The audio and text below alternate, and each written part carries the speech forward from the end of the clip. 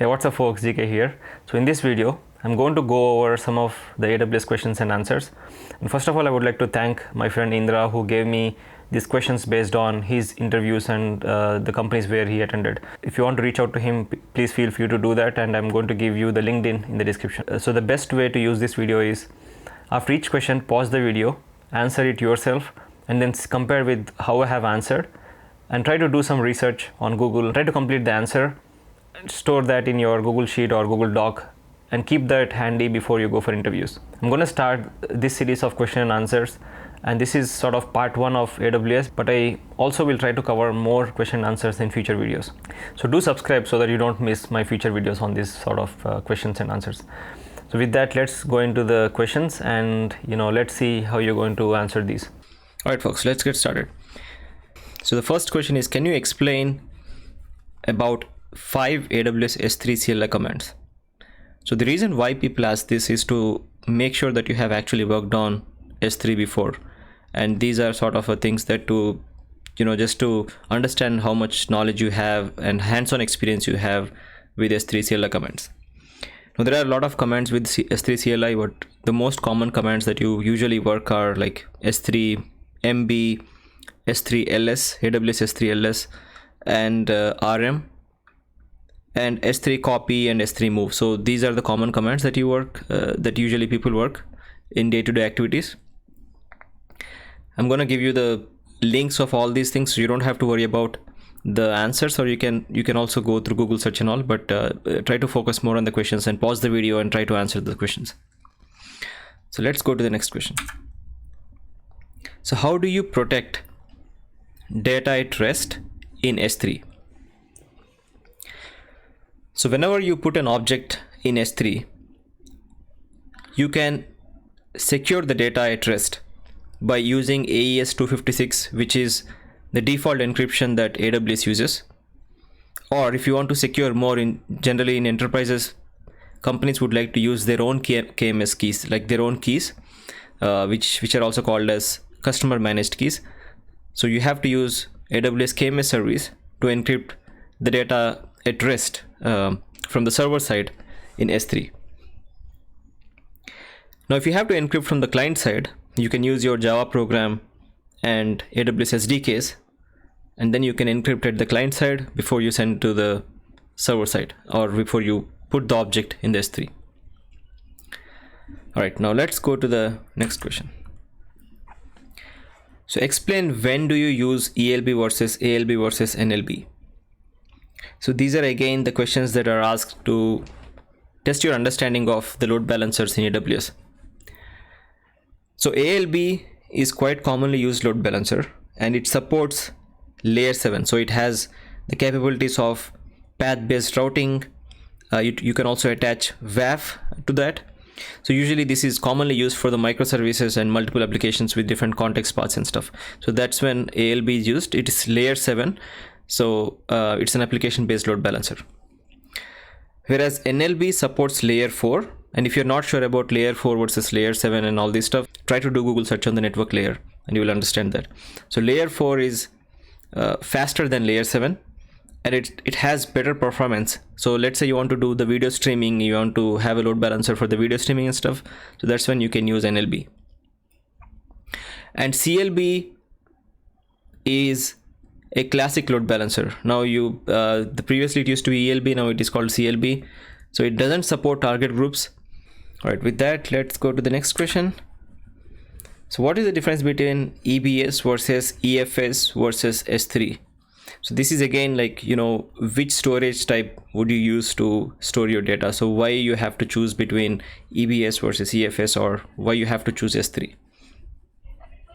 So EBS is not a standalone storage like other storage options. It provides storage for drives for EC2 instance.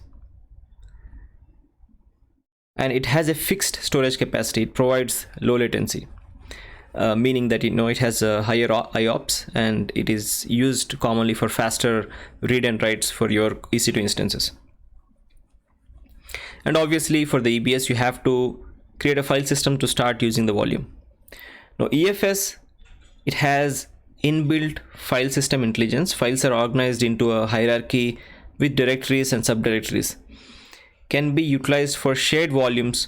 Think of it as your NFS store, where you want to use your EFS for multiple instances together. For example, if you want to share data between 2 or 3 instances, or a common storage that you want to share between multiple instances, that's when you would use EFS, and it scales automatically based on the usage.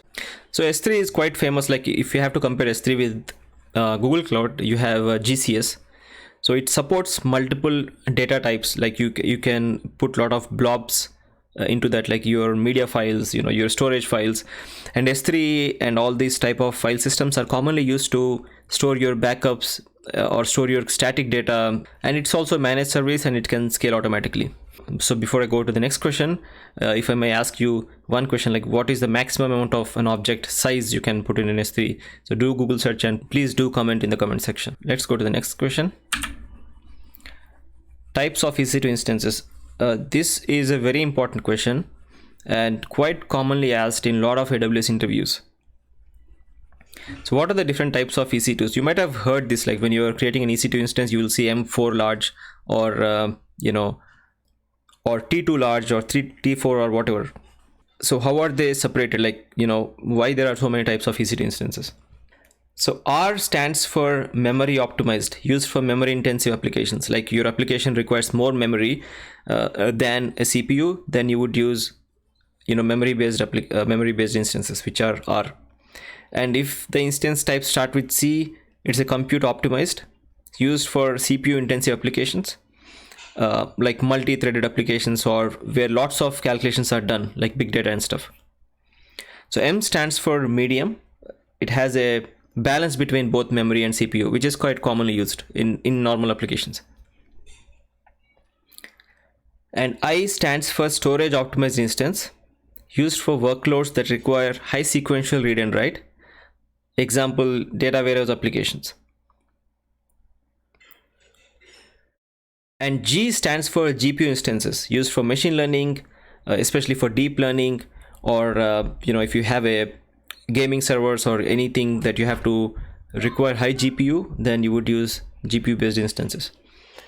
So T, which is important again, is also called T is called as burstable instances, very important for interviews. The CPU credits can be used to handle certain workloads. So these are ideal for general purpose applications.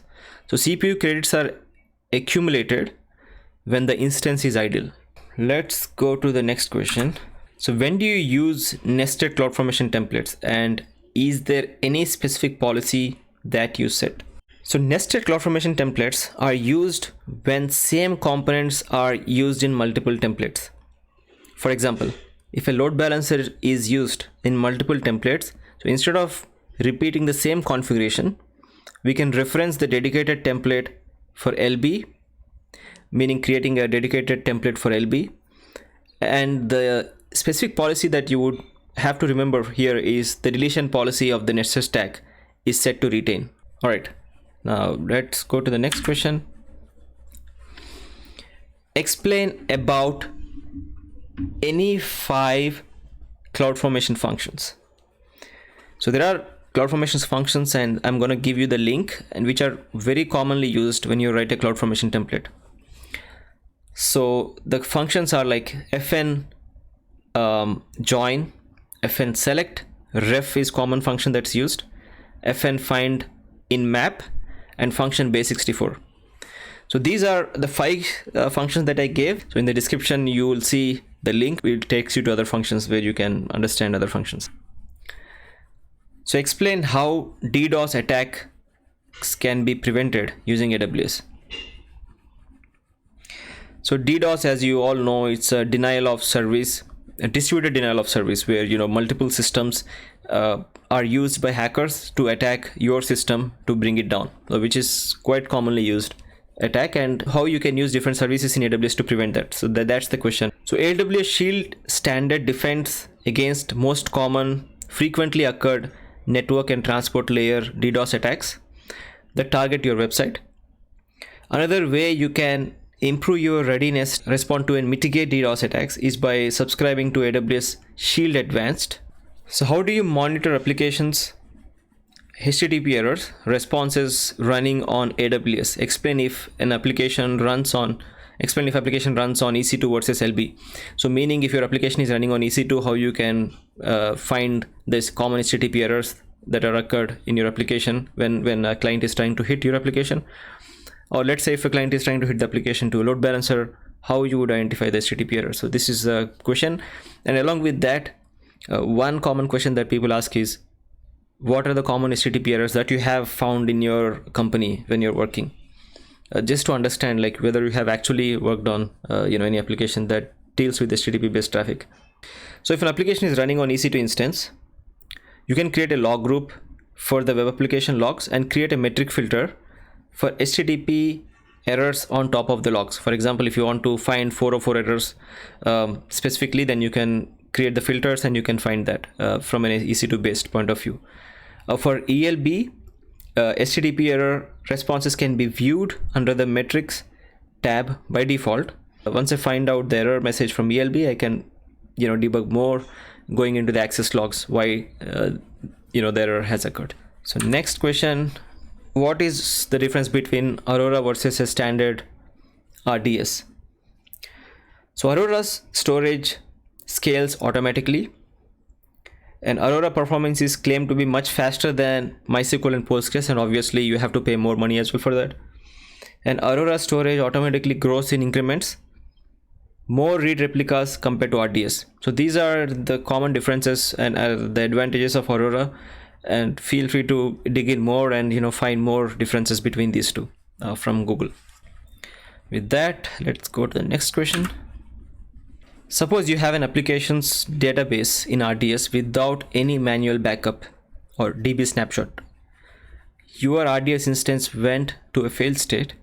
What steps would you take right now and in future?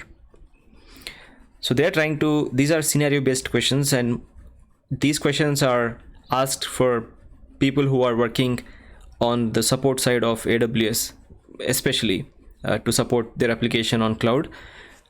And this is to understand how you would react to different situations and what would be the steps that you would have to take to prevent that issue happening again in the cloud. And specifically in this case, it is RDS. So for RDS, automated backups are enabled by default. As you all know, that's important, right? So RDS backups are automatically enabled. So point in time recovery can be made by creating new RDS instance. In future, one should enable multi-AZ so that there would be standby database server, meaning you have a primary and you have a slave. The data is always going into slave. And also manual backups should be taken just to make sure that along with automated, it is a good practice to have manuals. It's a good combination to have for RDS. So to mitigate these failures in future, you have both snapshots as well as your automated backups.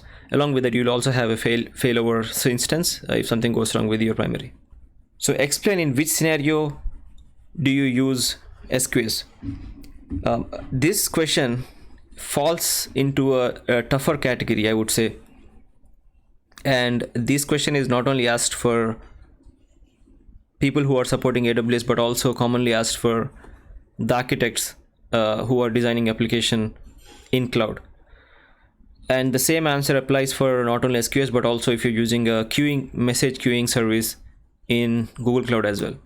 But in general, it's a broad discussion, but at a very high level, when do you use a message queue in cloud or in general is that whenever there is a asynchronous communication between two services, or whenever there is a scenario where you want to batch process lot of data. So that's when you introduce queue with that. So these are some of the compilation of the questions that I got from my friend Indra, who has been attending interviews recently. Like I've said in the start, feel free to reach out to him and ask him if you have any questions on this. But I'm going to come up with more questions if you like this format. And thank you so much for watching. And if you do not want to miss this awesome stuff, do click on the subscribe and share with your friends. Stay safe. Bye.